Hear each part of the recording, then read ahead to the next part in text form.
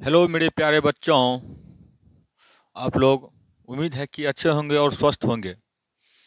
आइए तो हम आज पढ़ेंगे यूरोप में राष्ट्रवाद। इसका सब्जेक्टिव भी देखेंगे और ऑब्जेक्टिव भी देखेंगे। और 5 नंबर और 2 नंबर का दोनों प्रश्न करेंगे हम। 5 नंबर और 2 नंबर और 5 नंबर का प्रश्न हम दोनों करेंगे, ठीक। और साथ में ऑब्जेक्टिव भी करेंगे। तो आइए शुरू करते हैं फिर।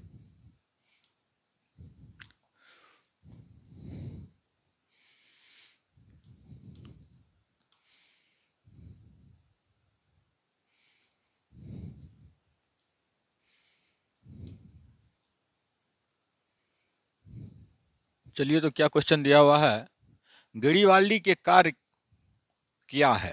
गेरिबाल्डी के कार्य क्या है, तो आइए देखते हैं। गेरिबाल्डी इटली के महान नेता और सैन्य जनरल, मतलब सेना का जनरल था। इन्होंने इटली के एकीकरण में महत्वपूर्ण भूमिका निभाई। उनका कार्य मुख्य रूप से इटली को एकजुट करने, स्वतंत्रता संग्राम में भाग लेने और देश की राष्ट्रीयता एकता को स्थापित करने से संबंध था। यदि 2 नंबर में क्वेश्चन पूछे तो बस इतना लिख देना है, यहाँ से यहाँ तक लिख देना है। यदि 5 नंबर में क्वेश्चन दिया रहेगा तो ये पूरा हमको लिख देना है, ठीक। तो क्या दिया हुआ 1 नंबर में, इटली के एकीकरण में योगदान क्या था गेरिबाल्डी का। गेरिबाल्डी ने इटली के विभिन्न राज्य और क्षेत्रों को एकजुट करने के लिए संघर्ष किया। वे इटली के एकीकरण आंदोलन के सबसे प्रमुख नेता थे, सबसे प्रमुख नेता में से एक थे। और उनका योगदान रिसर्जिमेंटो के रूप में जाना जाता है। Red shots. गेरिबाल्डी ने अपनी स्वयं की सेना क्या था, रेड शॉट्स। गेरिबाल्डी ने अपनी स्वयं की सेना ताकत बनाई, जिसे रेड शॉट्स के नाम से जाना गया। यह सेना इटली के दक्षिण हिस्से में संघर्ष करती थी और राज्य की स्वतंत्रता की और काम करती थी। चलिए, स्वतंत्रता संग्राम में इसका भागीदारी देखते हैं क्या था गेरिबाल्डी का। गेरिबाल्डी ने लैटिन अमेरिका के विभिन्न देश में सभी स्वतंत्रता संग्रामों में भाग लिया, जहां उन्होंने उरुग्वे और ब्राजील क्रांतिकारियों आंदोलन का नेतृत्व किया। इसकी सैन्य रणनीतियां और नेतृत्व के बारे में जानेंगे गेरिबाल्डी की सैन्य रणनीतियां अत्यधिक प्रभावी थी। उनकी नेतृत्व क्षमता ने उन्हें क्रांतिकारी संघर्ष में एक शक्तिशाली और सम्मानित नेता बना दिया। उनकी जिंदगानी का उद्देश्य इटली को एकजुट करना और इसे स्वतंत्रता और राष्ट्रवाद के मार्ग पर ले जाना था। तो आइए फिर अगला क्वेश्चन क्या दिया हुआ देखते हैं।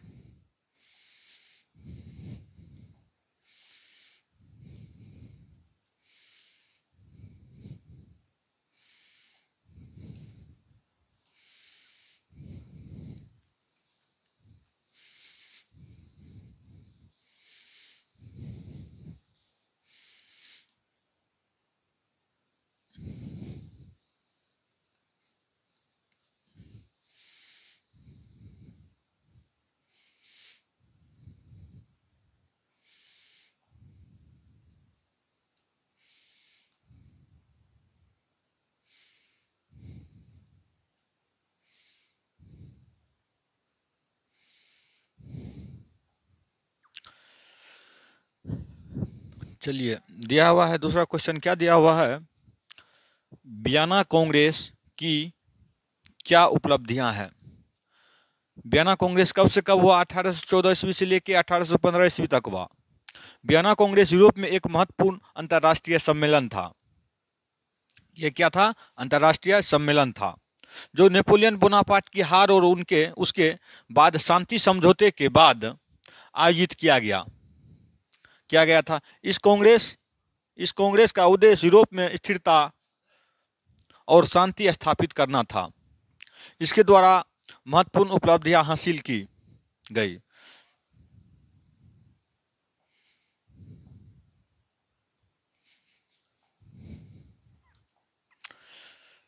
यदि 2 नंबर में ये क्वेश्चन पूछे, 2 नंबर यदि ये क्वेश्चन आप लोग को पूछेगा वियना कांग्रेस की क्या उपलब्धियां हैं, तो बस यहाँ से यहाँ तक लिख देना है। यदि आप लोग को ये पीडीएफ चाहिए तो व्हाट्सएप पे ये मेरा नंबर है 72 82 80 62 72, ये मेरा व्हाट्सएप नंबर है। इस पर आप लोग को संपर्क कर लेना है, ठीक ना। आपको ये पीडीएफ जो है, सारी पीडीएफ आपको मिल जाएगी। तो आइए अगला क्वेश्चन देखते हैं क्या दिया हुआ है।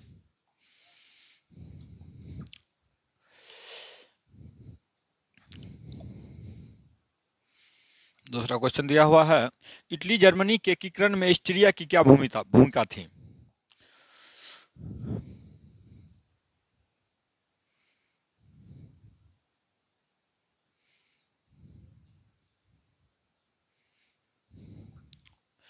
इटली के एकीकरण में ऑस्ट्रिया की क्या भूमिका है। इटली और जर्मनी के एकीकरण में ऑस्ट्रिया की भूमिका बहुत महत्वपूर्ण थी, लेकिन दोनों ही मामले में उनकी स्थिति अलग अलग थी। ऑस्ट्रिया दोनों देश के एकीकरण प्रक्रिया में एक प्रमुख शक्ति था, लेकिन यह अत्यंत विरोधी या बाधक रूप से सामने आया। इटली के एकीकरण में ऑस्ट्रिया की भूमिका क्या थी। इटली का एकीकरण रिसोर्सिजिमेंटो के नाम से जाना जाता है। इसमें ऑस्ट्रिया एक बड़ा हाथ था, लेकिन ऑस्ट्रिया ने इस प्रक्रिया में सबसे पहले बाधा डाली। ऑस्ट्रिया उस समय इटली के कुछ हिस्सों का शासक था। उसने इन क्षेत्रों पर अपने नियंत्रण को बनाए रखने की कोशिश की।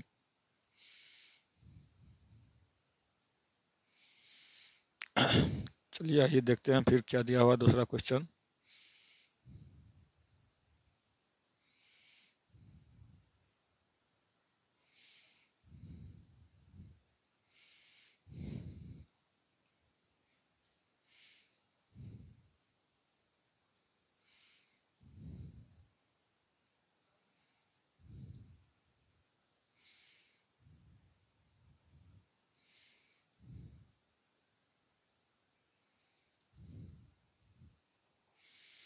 मेजनी कौन था। मेजनी कौन था। अगला क्वेश्चन है, मेजनी कौन था। मेजनी एक प्रमुख इटालियन विचारक, क्रांतिकारी और राष्ट्रवादी नेता थे।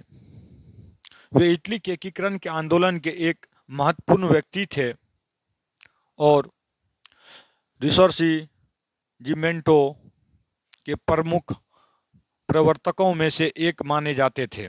उनका जीवन और कार्य इटली के राष्ट्रीय एकता और स्वतंत्रता की ओर एक प्रेरणा स्रोत बना।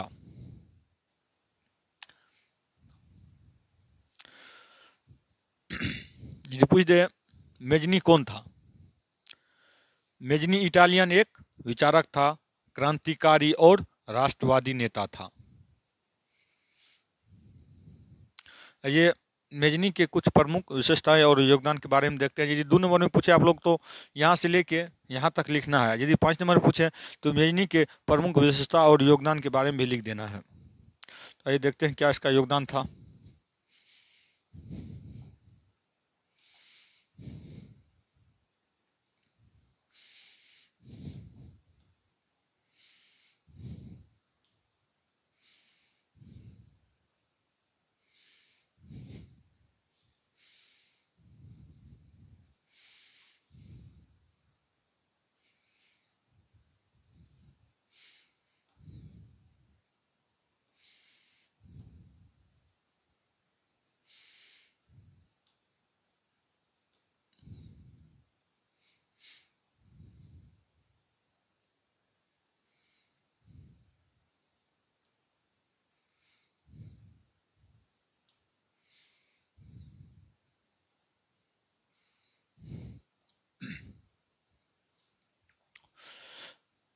राष्ट्रीयता के सिद्धांत का प्रचार। मेजनी ने अपने विचारों के माध्यम से राष्ट्रीयता और लोकतंत्र की अवधारणाओं को फैलाया। उनका मानना था कि हर राष्ट्र को अपनी स्वतंत्रता और एकता की ओर बढ़ना चाहिए और तभी संभव था जब लोग एकजुट होकर अपने अधिकारों के लिए संघर्ष करें। राष्ट्र के प्रति मेजनी का क्या था विचार? मेजनी ने अपने विचार के माध्यम से राष्ट्रीयता और लोकतंत्र की अवधारणाओं को फैलाया। उनका मानना था कि किसका मानना था? मेजनी का मानना था कि हर राष्ट्र को अपनी स्वतंत्रता और एकता की ओर बढ़ना चाहिए और यह तभी संभव है जब लोग एकजुट होकर अधिकारों के लिए संघर्ष करेंगे। 2 नंबर में क्या दिया हुआ देखते हैं। Young Italy.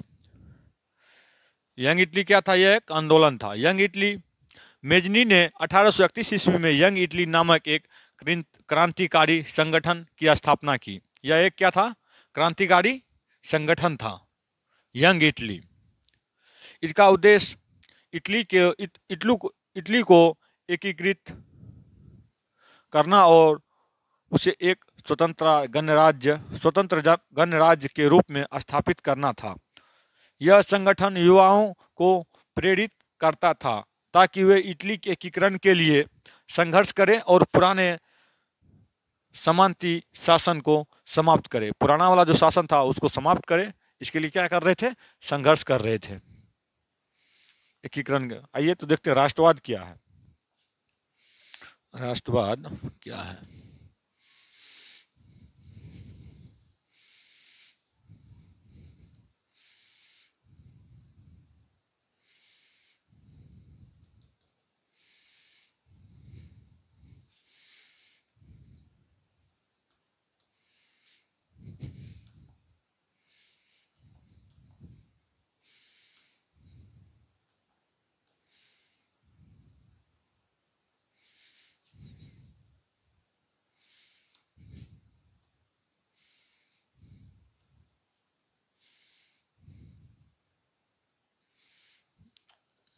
राष्ट्रवाद क्या है?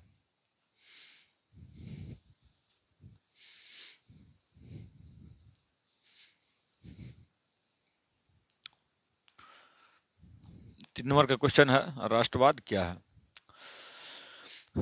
राष्ट्रवाद एक राजनीतिक और सामाजिक विचारधारा है। क्या है राष्ट्रवाद? राजनीतिक और सामाजिक विचारधारा है जो राष्ट्र या देश की पहचान, उसकी संस्कृति, इतिहास और स्वतंत्रता के प्रति लोग को गर्व और निष्ठा को बढ़ावा देती है। विचारधारा यह मानती है कि एक राष्ट्र को अपने सामाजिक, राजनीतिक और संस्कृति हितों की रक्षा और बढ़ावा देने का अधिकार होना चाहिए। राष्ट्रवाद का मुख्य उद्देश्य राष्ट्र की एकता, स्वतंत्रता और शक्ति बनाए रखना और उसको विकसित करना। चलिए और क्या क्वेश्चन दिया हुआ है?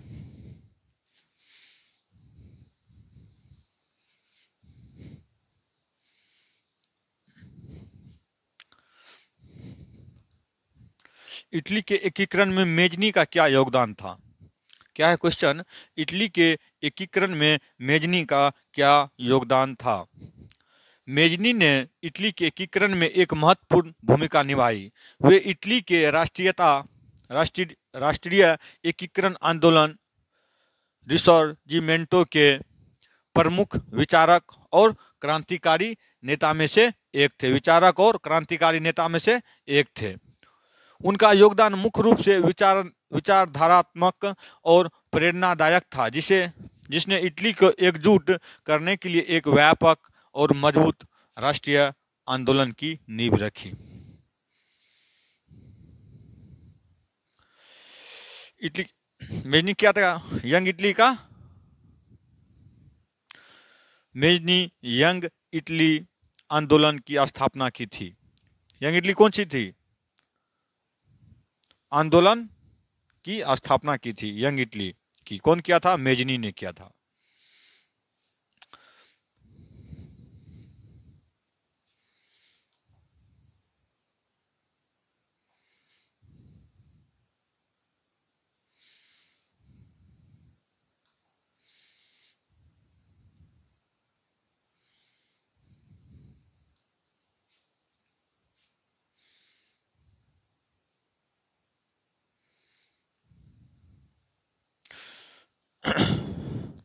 यदि बताए मेजनी कौन था, 5 नंबर में क्वेश्चन पूछे 5 नंबर में पूछ देगा तो सारा ये पॉइंट लिख देना है, 1 नंबर 2 नंबर 3 नंबर या 4 नंबर, ठीक ना। चलिए देखते हैं शीत युद्ध से आप क्या समझते हैं। शीत युद्ध किसको बोलते हैं? जैसे दो महाशक्ति देश लड़ रहा है, ठीक, वो खुद से नहीं लड़ता है, दूसरे देश को हथियार दे के एक दूसरे से लड़वाता है, उसको क्या बोलते हैं हम? शीत युद्ध बोलते हैं। तो आइए शीत युद्ध किसके किसके बीच हुआ था। शीत युद्ध जिसको हम इंग्लिश में कोल्ड वार कहते हैं, ठीक,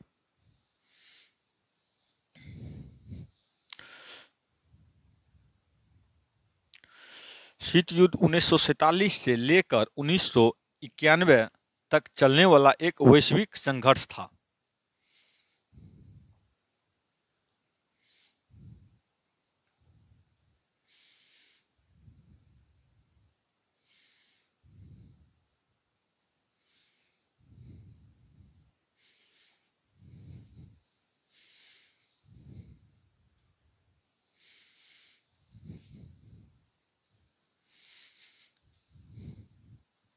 जो मुख्य रूप से संयुक्त राष्ट्र अमेरिका और सोवियत संघ रूस, इसको इंग्लिश में USSR कहते हैं, अमेरिका को USA कहते हैं, किसके किसके बीच हुआ?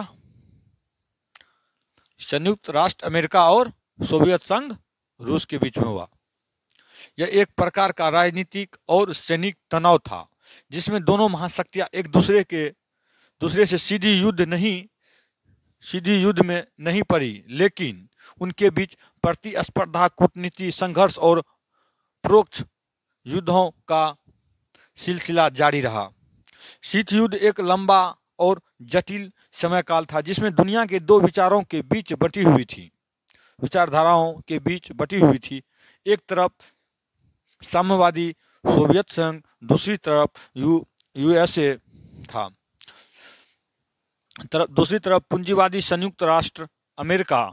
इस युद्ध में दोनों देश सीधे सैन्य संघर्ष से बचते हुए परोक्ष युद्धों, कूटनीति, संघर्ष और हथियारों की होड़ के माध्यम से अपनी शक्तियों का प्रदर्शन किया। शीत युद्ध ने वैश्विक राजनीतिक, समाज और अर्थव्यवस्था को गहरे प्रभावित किया और इसके अंत में नई वैश्विक शक्ति संरचनाओं को क्या किया? जन्म दिया। तो आइए इससे आगे ऑब्जेक्टिव होगा, देख लेते हैं। चलिए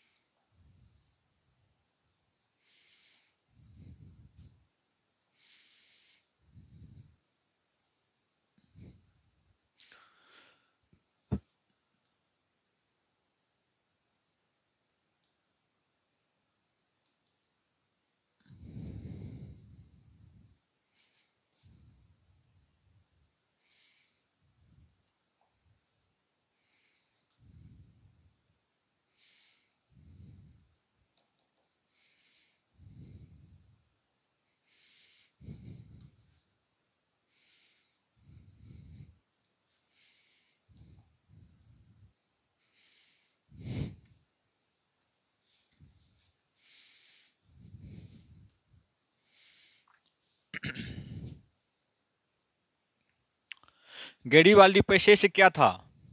ए में दिया हुआ सिपाही, बी में दिया हुआ किसान है, सी में दिया हुआ जमींदार है, डी में दिया हुआ नाविक। इसमें कौन सा आंसर सही होगा?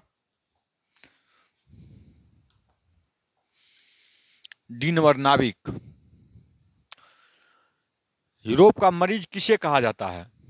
ऑप्शन ए में दिया हुआ रूस को, बी में दिया हुआ जर्मनी और सी में दिया हुआ तुर्की और डी में दिया हुआ है क्या? यूनान को। कौन सा आंसर सही होगा इसमें? ऑप्शन नंबर सी, तुर्की। ठीक।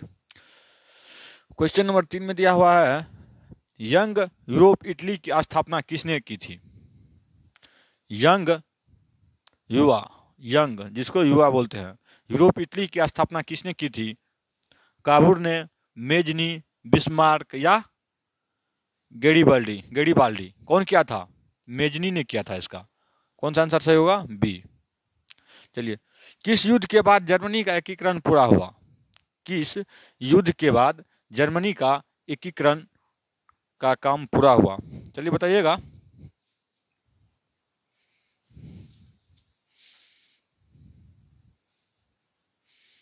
ये पर्सा और डेनमार्क युद्ध होगा, ठीक।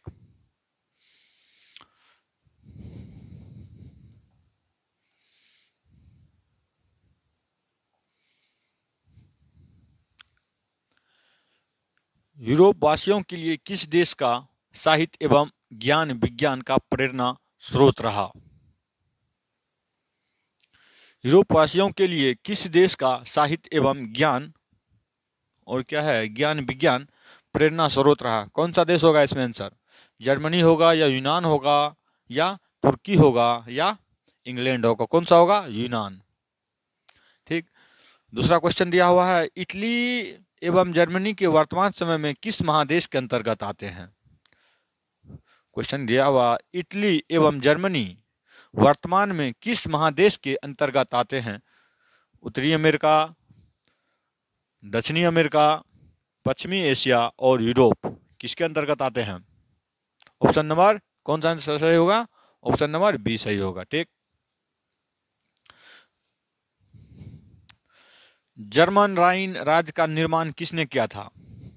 जर्मन राइन राज्य का निर्माण किसने किया था?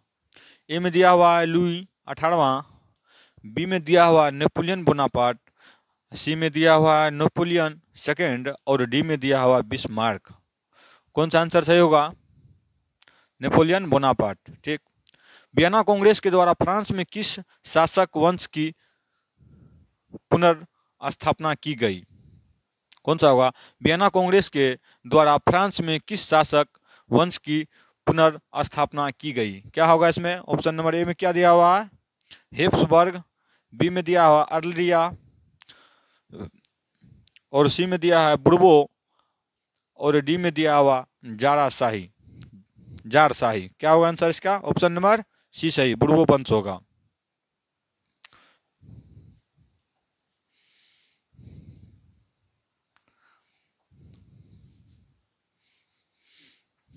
सन 1870 में फ्रांस और पर्सा के बीच युद्ध कहाँ हुआ था? सन 1870 में फ्रांस और पर्सा के बीच कहाँ युद्ध हुआ था?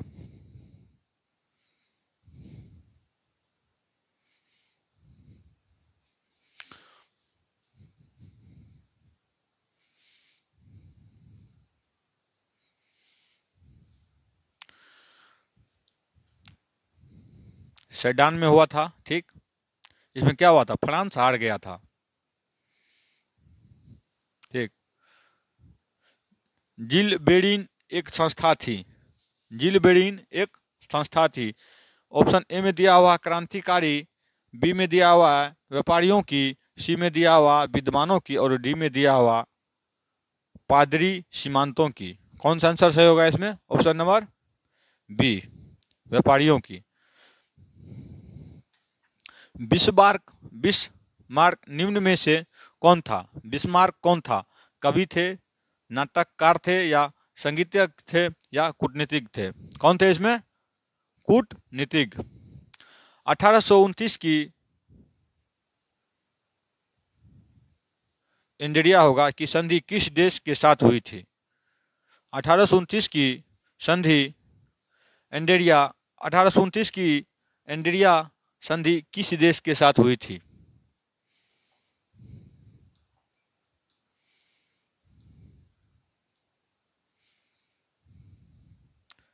ए में दिया हुआ तुर्की और बी में दिया हुआ यूनान और सी में दिया हुआ हंगरी और डी में दिया हुआ है पोलैंड। कौन सा आंसर सही होगा इसमें? तुर्की सही होगा या तुर्की या यूनान या हंगरी या पोलैंड? कौन सा आंसर सही होगा इसमें? तुर्की सही होगा, ठीक। ये गलत, ये तीनों गलत हो जाएगा। ठीक, इटली एवं जर्मनी के एकीकरण के विरुद्ध निम्न में से कौन सा, निम्न में कौन देश है, निम्न में कौन देश है, कौन देश है?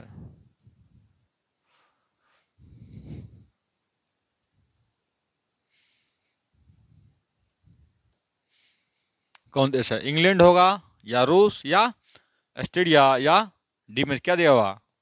परसा। कौन सा आंसर सही होगा इसमें? Option number C, Australia. Mazzini का संबंध किस संगठन से था? मेजनी का संबंध किस संगठन से था? लाल सेना या कार्बोनेडी ग्रुप या फिलिप हेटारिया या डायट? कौन सा आंसर सही होगा? ऑप्शन नंबर बी, कार्बोनेडी। ठीक, तो आइए अगला क्वेश्चन देखते हैं।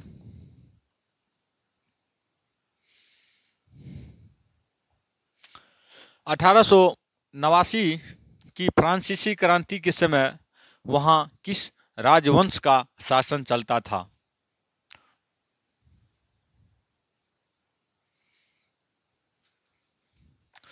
(1789) की फ्रांसीसी क्रांति के समय वहां किस राजवंश का शासन था?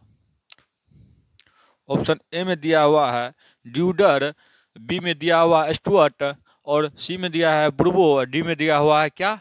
रोमनोव। कौन सा आंसर सही होगा? ऑप्शन नंबर कौन सा सही होगा इसका? Option number C, Bourbon. Vienna Congress में पवित्र संघ की योजना किसने प्रस्तुत की थी? रूस ने किया था या ब्रिटेन, फ्रांस, ऑस्ट्रेलिया? कौन सा ऑप्शन सही होगा इसमें? रूस ने किया था। ठीक, जर्मनी के एकीकरण के लिए बिस्मार्क ने कितने युद्ध लड़े? जर्मनी के एकीकरण के लिए बिस्मार्क ने कितने युद्ध किए? ए में दिया हुआ 1, बी में दिया हुआ 2 और सी में दिया हुआ 3 और डी में दिया हुआ 4। कौन सा ऑप्शन सही होगा इसका? Option number C. यूनान के स्वतंत्रता संग्राम में किसकी पराजय हुई थी? यूनान की स्वतंत्रता संग्राम में किसकी पराजय हुई थी? ऑप्शन ए में दिया हुआ है रूस की, बी में दिया हुआ है तुर्की, सी में दिया हुआ यूनान और डी में दिया हुआ फ्रांस। कौन सा आंसर सही होगा इसमें?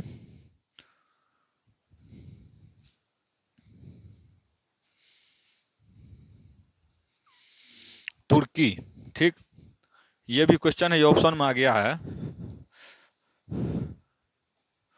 ये क्वेश्चन है, यूरोप सभ्यता का पालना किसे कहा जाता है? यूरोपीय सभ्यता का पालना किसे कहा जाता है? किसे कहा जाता है? ए में दिया हुआ इटली को, बी में दिया हुआ फ्रांस और सी में दिया हुआ हंगरी और डी में दिया हुआ यूनान। यूनान को क्या बोलते हैं? दूसरा यूनान का क्या नाम है? दूसरा ग्रीस। ठीक, कौन सा आंसर सही होगा इसका? यूनान सही होगा। ठीक, एक्ट ऑफ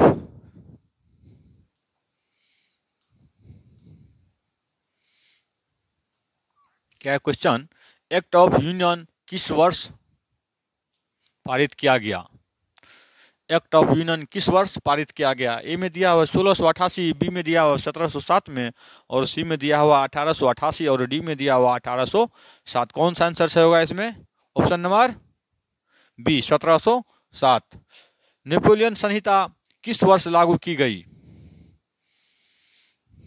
नेपोलियन संहिता किस वर्ष लागू की गई? ऑप्शन ए में दिया हुआ है 1789 और बी में दिया हुआ है 1791 और सी में दिया हुआ 1801 और डी में दिया हुआ 1804। ऑप्शन नंबर कौन सा सही होगा इसमें?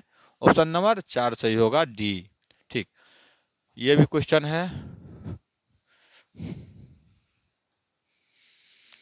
कार्बोनेडी की स्थापना किस वर्ष हुई थी? कार्बोनेडी की स्थापना किस वर्ष हुई थी? ए में ऑप्शन दिया हुआ है 1810, बी में दिया हुआ है 1815 और सी में दिया हुआ 1830 और डी में दिया हुआ है 1848। कौन सा आंसर सही होगा इसमें? ऑप्शन नंबर ए, ये सही होगा, ऑप्शन नंबर ए, 1810 में। इसमें जितना भी क्वेश्चन पढ़ाया गया है बाबू लोग, इस चैप्टर से यदि कोई क्वेश्चन पूछेगा तो इससे बाहर कोई नहीं होगा। 6 क्वेश्चन आप लोग को पढ़ाए हैं, इसमें से जो भी कोई एक पूछे या 2 पूछे, इसमें से जो भी क्वेश्चन आएगा इससे बाहर नहीं आएगा। इस चैप्टर की बात हम कर रहे हैं, इतिहास में कहीं और चैप्टर, इसमें यदि इस चैप्टर से आएगा तो इसी में से क्वेश्चन आएगा, ये कन्फर्म है। यदि नहीं पूछेगा तो कोई बात नहीं, आना है तो इसमें से ही आना है, इस चैप्टर में। ठीक है, तो इस वीडियो को समाप्त करते हैं बाबू। कृपया चैनल को सब्सक्राइब कर लीजिएगा। चैनल का नाम है, एक बार लिख देते हैं, चैनल का नाम क्या है?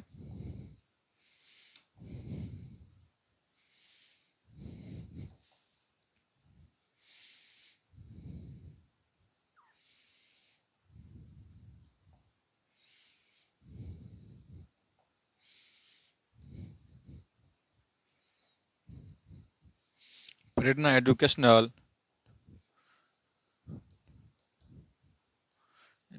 स्पेस। ठीक, इसको आप लोग को क्या करना है? सब्सक्राइब कर लेना है, ठीक, ताकि अगला वीडियो आप लोग को मिल पाए।